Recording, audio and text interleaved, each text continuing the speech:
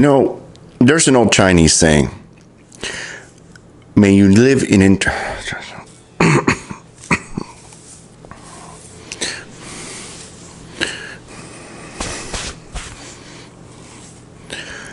There's an old Chinese saying, may you live in interesting times.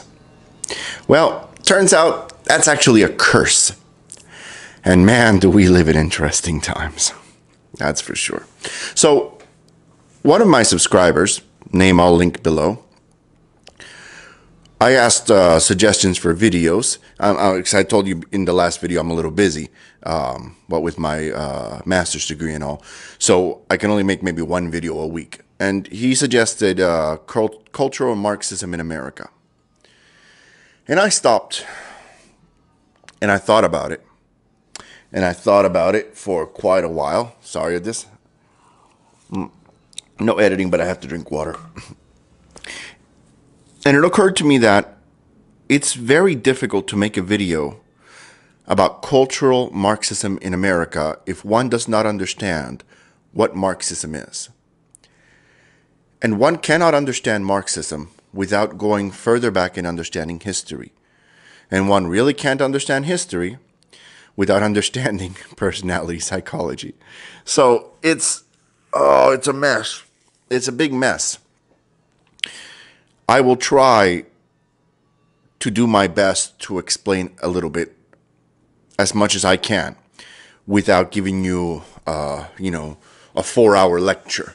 Which, if you are interested in that, please let me know, and I'll set up a longer university-style lecture on the topic. But let's deconstruct where we are today. And no, I'm not deconstructing it like a postmodernist. No, deconstruction in the classical term, if you will.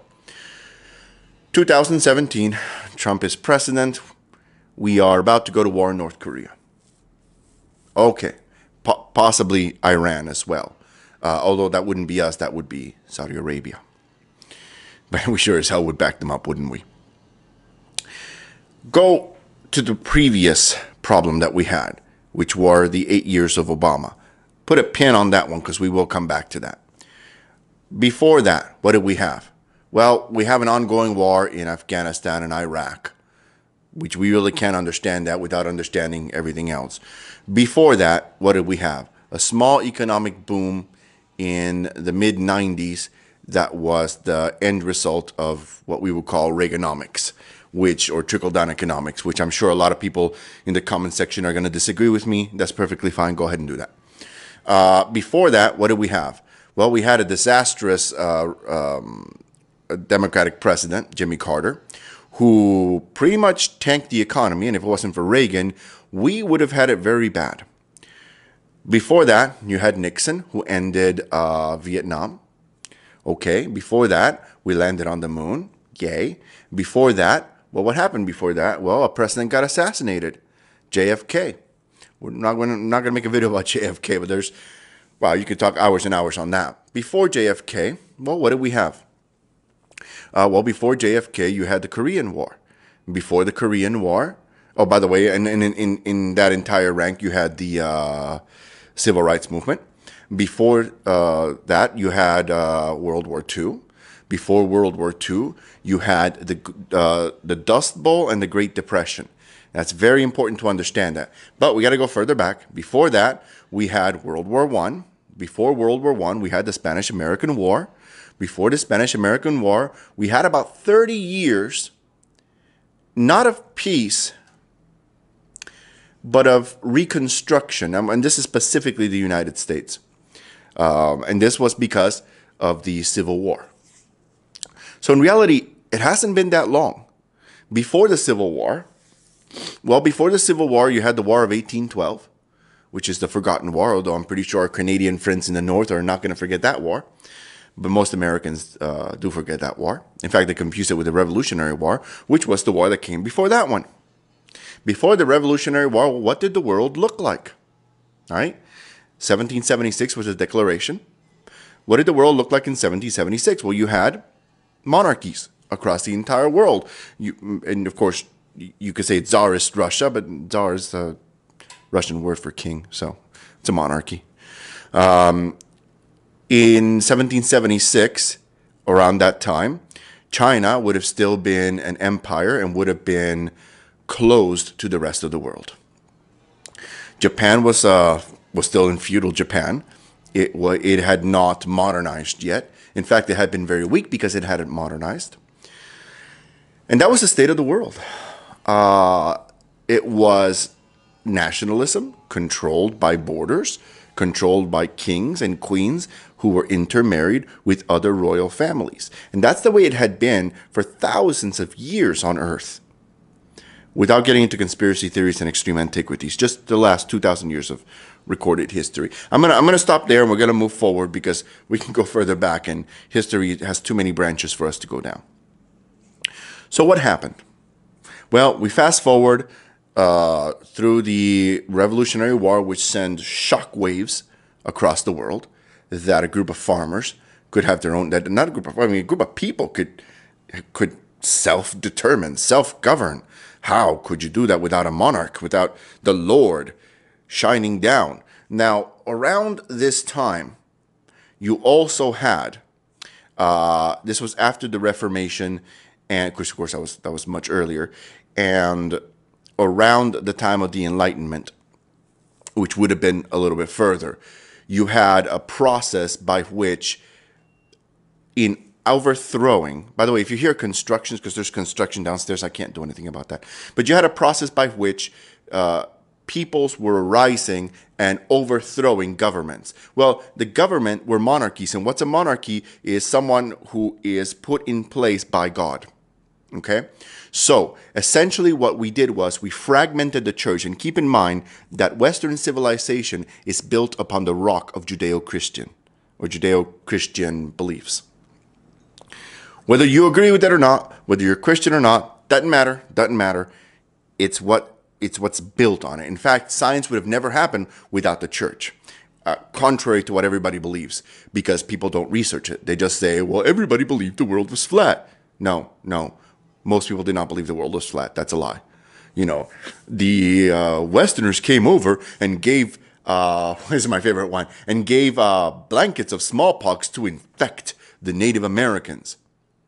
Okay, except that nobody understood the theory of germ, so that couldn't have happened because that was impossible. Not that we didn't infect them. We did. We just didn't know we were doing it. We were infecting each other too, but we built up immunity, whereas they didn't have immunity, so hey. But it's okay, they gave us syphilis. Fair trade. Not really.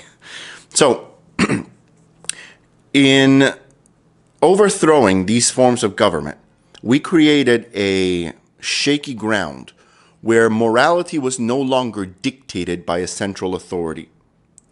As such, morality moved from the central authority to the Bible itself, or to the idea of the religion, which that in turn moved into the idea of the self, which would have been later overthrown. And what I mean by this is, if you think of, Nietzsche declared the death of God. Dostoevsky, I think, did a fairly good job in illustrating that. Both of them predicted what would happen once we did that. And so that's what happened around the 17th, 18th century. Come up to the 19th century. I'm skipping over this very quickly because, like I said, we'd be here. This video is probably really going to be like 30 or 40 minutes. So feel free to stop it and watch it later if you want to. But we can't go into too much detail. If you would like a detail on any detail in one particular part, comment below and I will make a video about it. So once we did that, we entered the 19th century. Well, that would get us into a lot of trouble because now monarchies were being overthrown. And the culmination of that, the height of that, was World War I. Because World War I saw the destruction of the Austro-Hungarian Empire, the Bolshevik Revolution, the destruction of essentially the Kaiser in Germany, which would be replaced by Adolf Hitler openly and voted into power.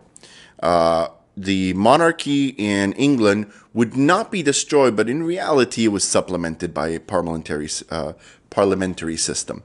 The French Revolution would have already happened.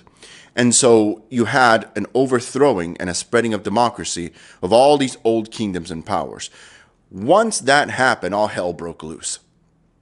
It was around this time, actually a little bit before that, where Karl Marx had already written his Communist Manifesto. And I'm not going to go into detail on Karl Marx's life. If you want, I'll make a video on that. But I'm going to stop right here, and we're going to discuss a little bit about the structure of ideology, because we need to understand that moving forward to exactly what cultural Marxism is and how it's destroying America. Well, how it's destroying the left in America and what that's going to do to the right and what I believe is going to look like in the future.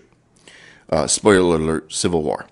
Okay, so I keep looking here because I wrote my little notes on this side just so I wouldn't forget, because I have a lot of things to do and my brain just is firing too many things. On a side note, I think I'm getting sick. My professor, God, I love this. My advisor, right? I have to present a paper in 1 month, and I saw the other papers that the other students were presenting.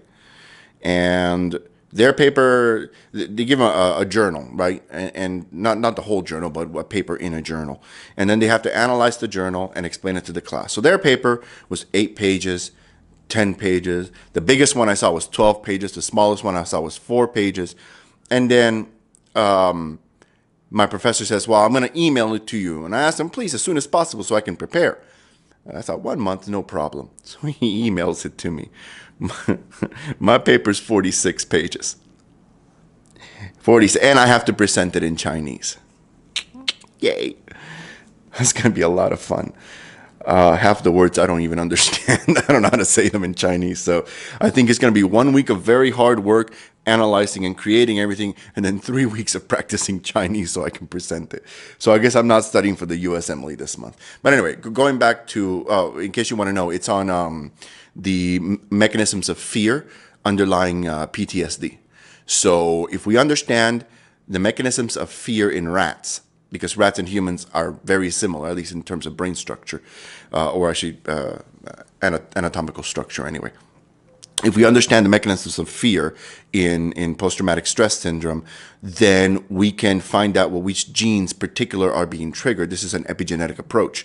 And then perhaps we can come up with medications to modulate that fear, to modulate those mechanisms, and quite possibly come up with better treatments in the future. Anyway, that's the hope. It's not very complicated because it's only master's degree level, and I do have to do an experiment later on, although that's not clear to me yet as to what it is that I'm going to be doing. But apparently I'm going to be killing a lot of rats. So, okay, so back to the structure of ideology. So most people today, particularly people on the left, no, that's not fair. That's not fair at all. People on the right do this almost as much. I find more on the left than the right, and most of my friends are on the left, not the right. That's weird how that happened. Actually, most people that I know growing up are on the left. So, but whatever, you know, I'll carry the torch. But no, I shouldn't say torch because that'll be tiki torch, right? I'll carry the flag by myself. I don't want to carry the torch because people accuse me of being a Nazi, which is hilarious because my name is Omar Israel. So I'm like the world's worst Nazi.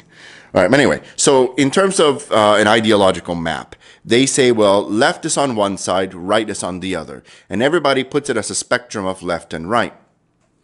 Well, yeah, that's correct. But here's the problem with that. Adolf Hitler, was he a right-winger or a left-winger? Hashtag punch a Nazi. Well, here's the problem. If you listen, and I'll link it below, go and watch this, man. You can go and watch Adolf Hitler's speeches by yourself. Trigger warning, it's Adolf speaking, and he's the one that killed millions of people. So, you know, if that's the kind of thing that bothers you, don't watch it. Or watch it. Anyway, it's Adolf Hitler in his own words, in German. So if you don't speak German, read the subtitles. If you don't trust the subtitles, find somebody who speaks German to translate it for you. Essentially, you're just going to get the same subtitles, but, you know, whatever. So it's Adolf Hitler in his own words explaining that he is a socialist Democrat. Socialist. And then he goes on to talk about the 1%. I kid you not. Go and watch it. It's hilarious. Well, hilarious in that the irony that the left, progressive left today, which is really the evangelical socialist left, promotes this idea of progressive Democrat socialism or democratic socialism. And then they say punch a Nazi. They need to go punch themselves. So on the left and the right spectrum, well, where the hell's Adolf Hitler? Okay, way on the left. But wait a minute. I thought he was on the right. Well, here's the problem. It's like an axis, okay, where left and right is on this side, authoritative is on this side, and libertarianism is on this side. So what does that mean? Well, authoritative essentially is going to equal something along the lines of not being open in terms of the big five, not being open, high in conscientiousness, or should I say low in openness, high in conscientiousness, and very, well, I would say midterm in terms of neuroticism and whatnot. In terms of libertarianism, it's going to be far more openness. Okay, so where was Adolf Hitler? Oh, in low conscientiousness. Where was Adolf Hitler? Way on the authoritative side. So he is going to be left authoritative. What is right authoritative? Well, one can make a good argument that Benito Mussolini was on the right authoritative. Hence why they were friends, both authoritative, even though they were on opposite sides. What is on the right and authoritative? Emperor Hirohito of the Empire of Japan, or Empire of the Sun. So, where is Donald Trump? Honestly, almost in the middle. He's not authoritative. He sure as hell's not on the right, but he's not on the left either. So he's probably slightly more to the right, slightly authoritative, which is pretty much where I am. Bernie Sanders, far on the left and far, not quite Hitler, right? But maybe between Hitler and zero, right? So he'd be about 50% if Hitler were 100, which is, I guess, a fair assumption, okay? Hillary Clinton, put that bitch up where Hitler was. All right. So in understanding this, now we need to understand, well, what happened around the late 1800s and early 1900s. This was right before the First World War, okay? Now, Marxism was already being discussed but had never been implemented. And keep in mind that I told you before that we had the death of God and we had the problem that morality no longer had a center. And as there is no pillar or for morality to go around, it tends to devolve into nihilism. And it tends to devolve into this complete lack of respect for any kind of order or boundaries.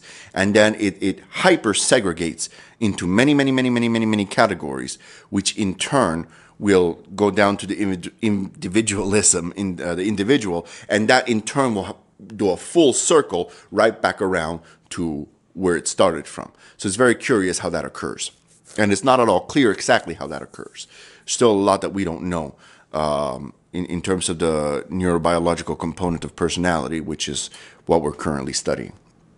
So around the 1900s, you had two groups of socialists, okay? Now, you can argue the difference between socialism and Marxism, and the difference is socialism leads to communism. That's it. I mean, yeah, I know many people are going to be, well, no, because it's actually an economic theory. Look, you can bullshit yourself all you want. And hey, man, if you're the type of person that farts into a cup and smells it, God bless you, man. I hope you get a bigger cup and more gas. But the truth is, socialism will lead to communism. Curiously enough, Karl Marx said that we needed to institute capitalism first, and that capitalism would lead to communism because the world would see that when it failed, only communism and the utopia would be left to take in, or the refugees of capitalism. Except that that's not what happened. Instead, capitalism created so much wealth and pretty much eliminated all the poverty that we had until, of course, we started to make very bad decisions, you know, the New Deal. All right, so anyway, around this time, you had two competing groups. Okay, you had what were called the Fabian socialists. The Fabian socialists are also known as evolutionary socialists or parliamentary socialism. And then on the other hand, you had the Marxist communists. Now, keep in mind, they're very similar. The differences are not that big because the end goal is the same. So what's a Fabian socialist? Well, Fabian socialism says that what we should do is we should slowly change the law into the communist that we want. So what would we do? This is why it's called parliamentary socialism or evolutionary socialism. It means you get in there and then you say, you know what? We're going to change this law. And it's a minor law and everybody says, but okay, it's only one law. Then the next year you change another law. And then maybe a catastrophe occurs and you change a big law, but we have to because there's a catastrophe, problem, reaction, solution, Hegelian dialectic, sorry. And so we have to do that, right? 9/11, Patriot Act. So we do that. And we keep doing that, and we keep doing that, and we keep doing that until one day, single-payer system, and we need a globalist union to bring us all together. Hashtag European Union. Hashtag United Nations. Okay, so that's their plan. So what does that sound like to you? It sounds to me like the Democratic Party. It's exactly what it is. It's that old saying of you put a frog in the milk, and if you put the frog in in fire, then the frog will jump away. But if you put him in cold milk and you slowly turn the temperature and the frog doesn't know what is happening, slowly the temperature raises until the frog is dead, right? Which, there's a quote by Karl Marx. I can't remember it because I'm not in the habit of remembering quotes by Karl Marx. But he said something along the lines of, the weak men must die in order for the revolution to be successful. In other words, a lot of people are not going to accept the changes. It's okay if they die, right? As long as the utopia manifests. That's how evil this guy was. Anyway, and that's actually a perfect segue. So then you have the other side of the coin. You have the Fabian socialists on one side, and then you have the Marxists. Well, what's the Marxists? Well, they said, no, we need to institute a campaign of fear. We need to raise the masses, the poor, the distraught, the forgotten man and woman, and we need to rally and overthrow the government, and by force, we need to institute the revolution. Well, what does that sound like? Well, sounds to me like the Bolshevik Revolution. It's exactly what it was.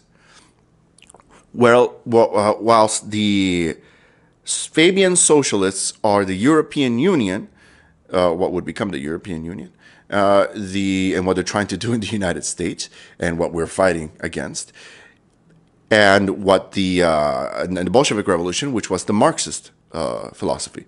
Well, I think it's very clear that the Fabians were, I don't want to say correct because I'm not endorsing it, but it was far more logical what they were doing than to simply overthrow. Because if you just simply overthrow, well, there's that saying from Captain America: Civil War, where it says, where Zemo is talking, and he says, well, he wants to see an empire fall. And he says, well, more powerful men than me have tried. But an empire that is destroyed by its enemies can rise from the ashes. Think of the Jewish people. But an empire that is destroyed from within, that's dead forever. Thousands of examples in history, right? So that's pretty much where it went. Now we need to stop for a moment. We need to stop and we need to segue something here, and we need to explain that this is not new. This is absolutely not new. What brought down the Roman Empire?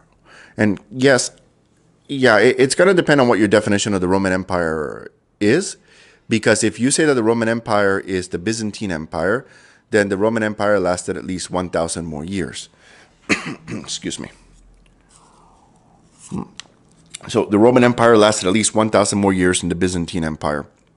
But if we talk about the Roman Empire as of being controlled by Rome itself, well, at one point the Roman Empire was so powerful, and it controlled most of the known world, at least the Hellenistic world, that no one could fight it. Even the Germanic tribes who would eventually conquer and would eventually dominate, but they didn't dominate because they became more powerful or they were smarter or they had better technology. No, what happened towards the last 200 years, and this was a very slow decline, what happened the last 200 years was that you had a form of socialism take over, in that you had the currency was the dinara was so devalued because of debt. And in addition to this, you had massive public programs that gave a lot of free things to the people. And it was essentially to buy votes, right? Essentially to buy, not votes in the case of Rome, because they had a Caesar, which essentially was an emperor, right? But they didn't really call him emperor, right? So, because they didn't have an empire per se. It kind of reminds me of America today. We don't have an empire. We just have 500 military bases all across the world, and we're the first nation in history to control all the oceans. But we don't have an empire. Sure. Okay, sure thing, right? Then we need to change the definition of what an empire is. Anyway, I get sidetracked so often. It's very hard for me to stay on focus on task, because I'll just go randomly to whatever peripheral topic, and I'll just follow it like a dog following a rabbit in a forest.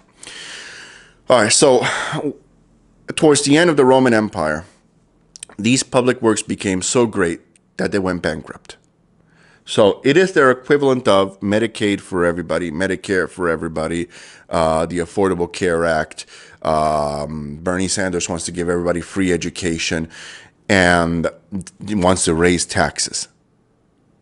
That's a destruction. That's a formula to destroy. And it may be done on purpose, right? My contention is that this is part of the Fabian socialist strategy to destroy the United States, because I don't see any other option. I don't see what else it could be.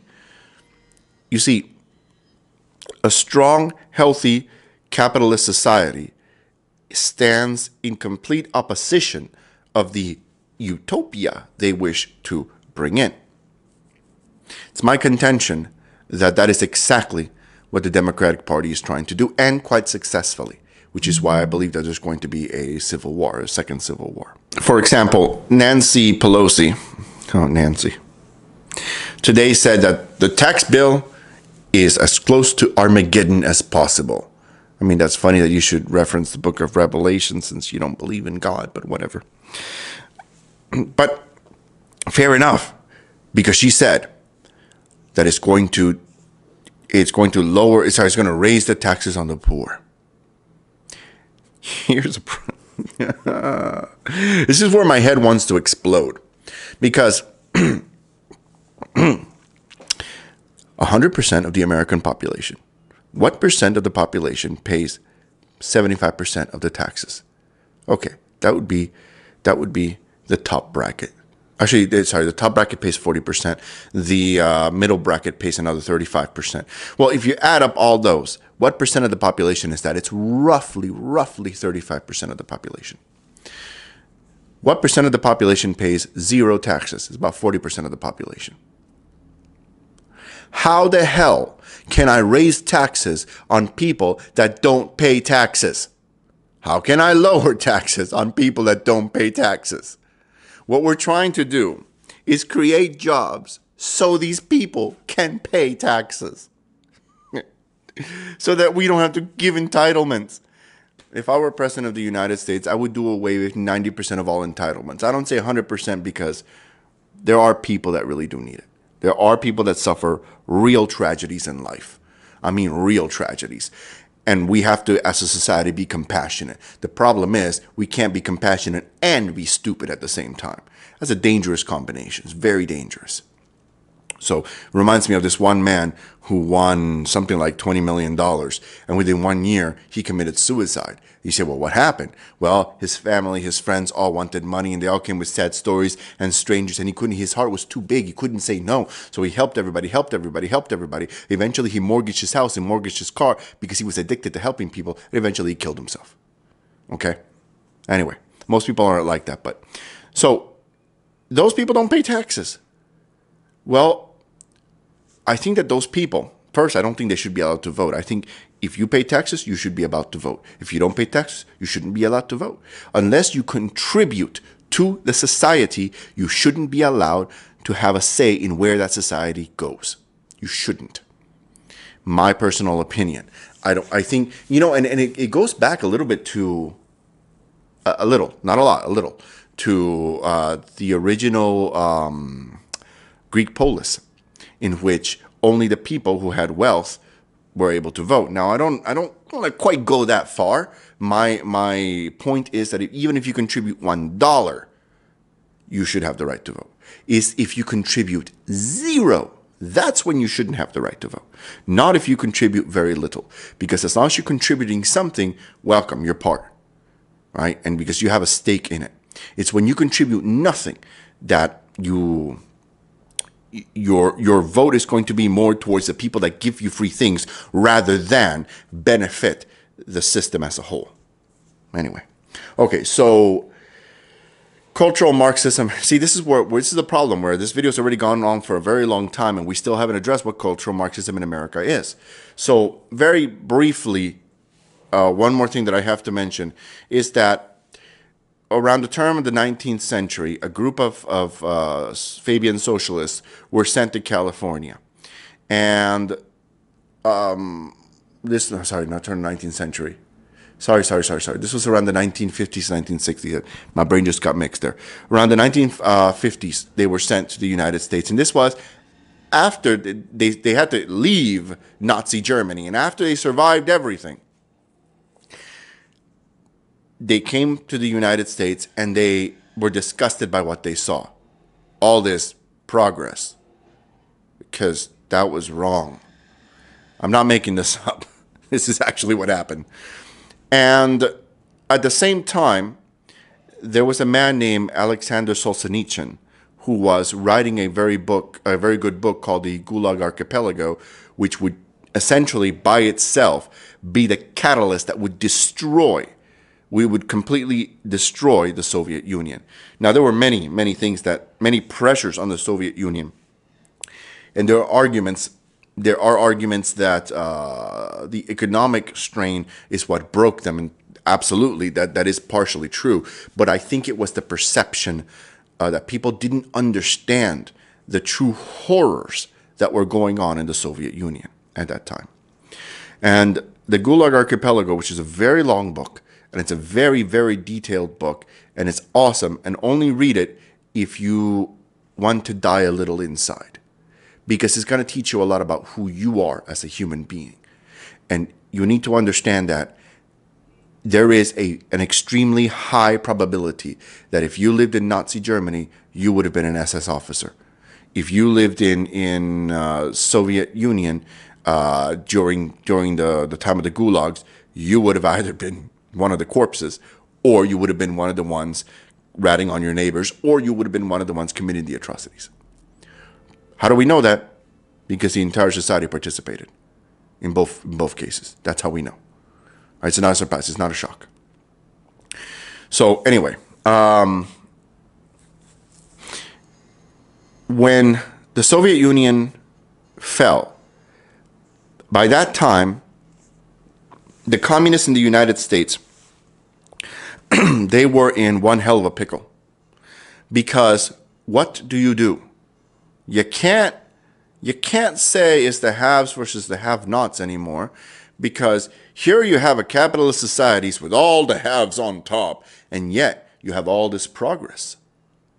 And in every single example of haves versus have-nots cured by communism across the world, you have massive amounts of dead people. So much so that between communism and socialism, which was, again, I told you they're almost the same thing, in my opinion, between those two, they would produce more corpses, more dead people in 100 years, in less than 100 years, really, but roughly speaking, maybe 70 years. In a course of about 70 years, they would kill more people than every single human war in history together, if you add them all up.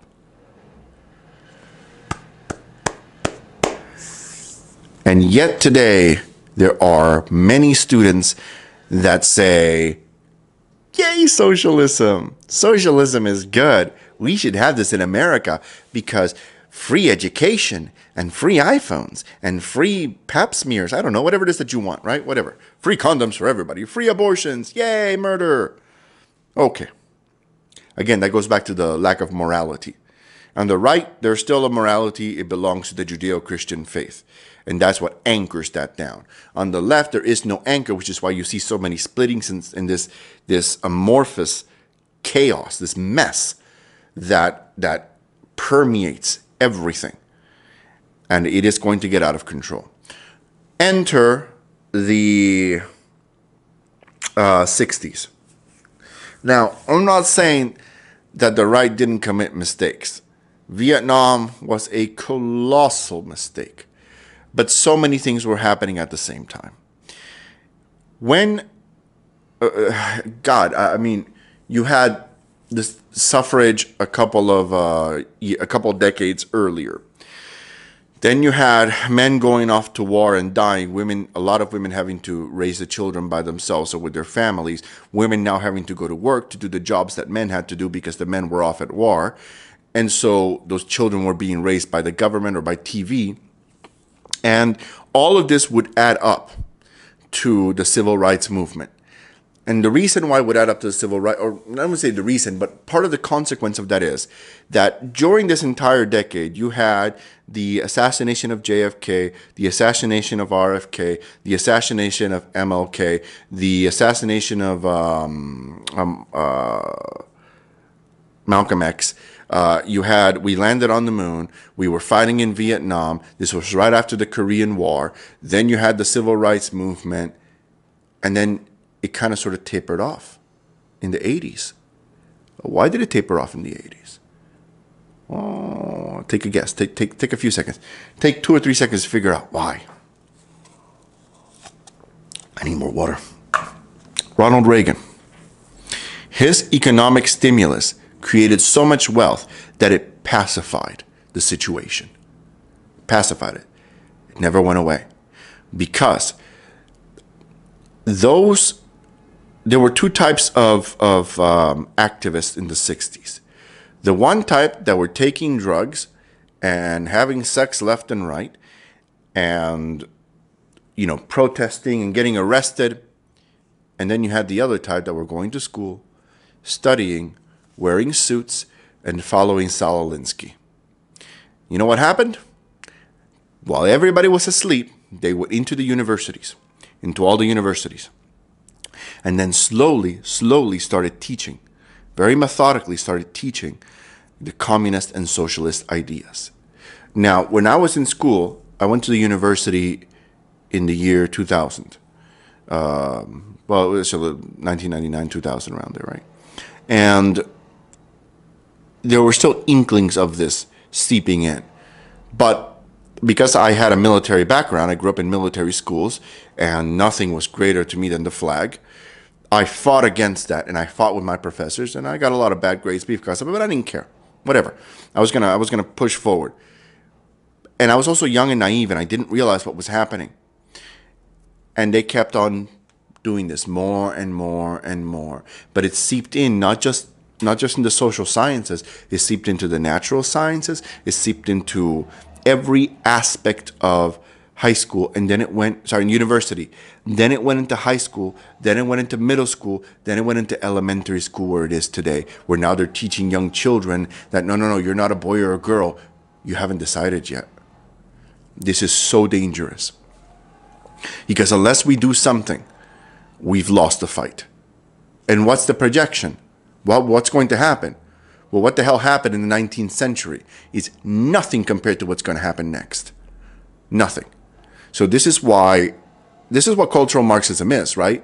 When the Soviet Union fell and the haves and have-nots, that lie couldn't sustain anymore, they did a sleight of hand, and instead they said, well, it's cultural identity, right? It's identity politics. It's because you're black, or it's because you're Latino, or it's because you're transgender, or it's because you're gay, and they divide it into category after category after category after category after category, right? And the problem is that they're going to play these categories against each other, or against what they perceive as the biggest threat, which is the right, which is what supports capitalism.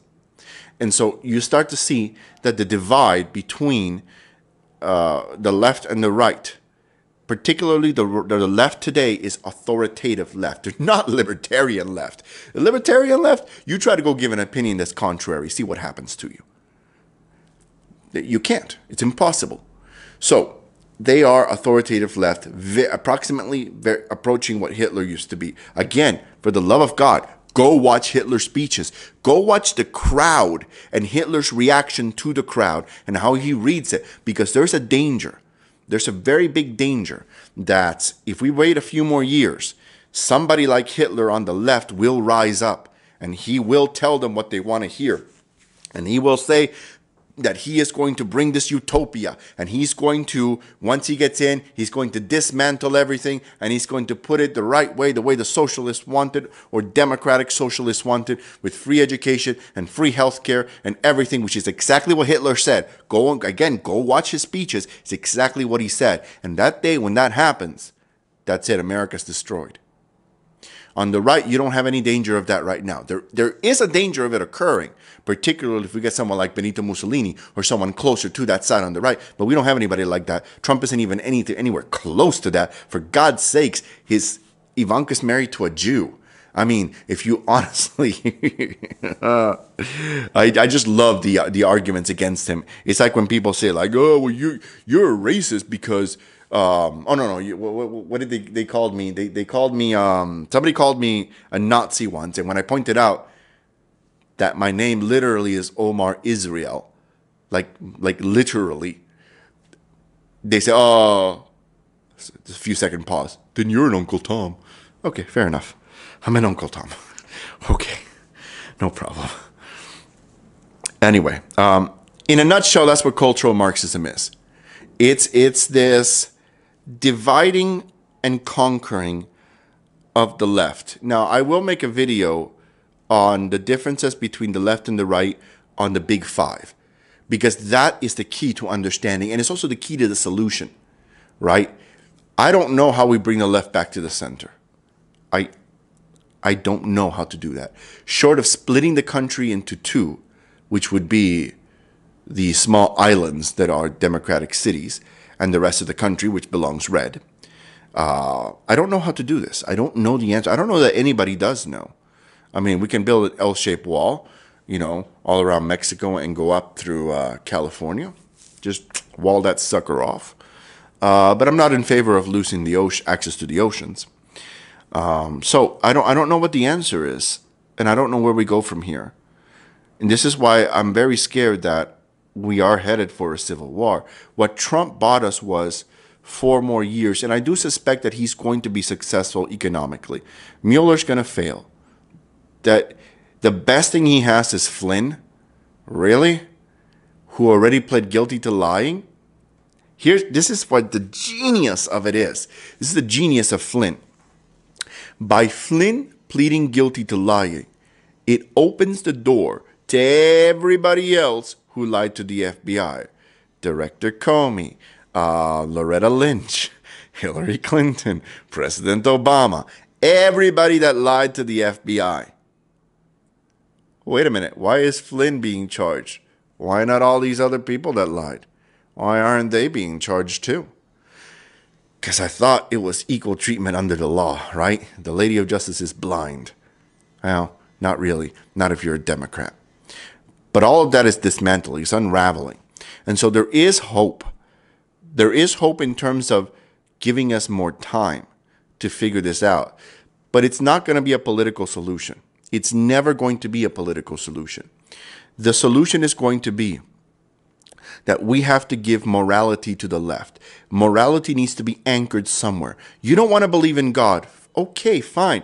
Don't believe in God. You don't want to believe in the Bible. Fair enough. Don't believe in the Bible. You want to believe only in evolution. Okay, fine. Only believe in evolution. Where the hell is your morality?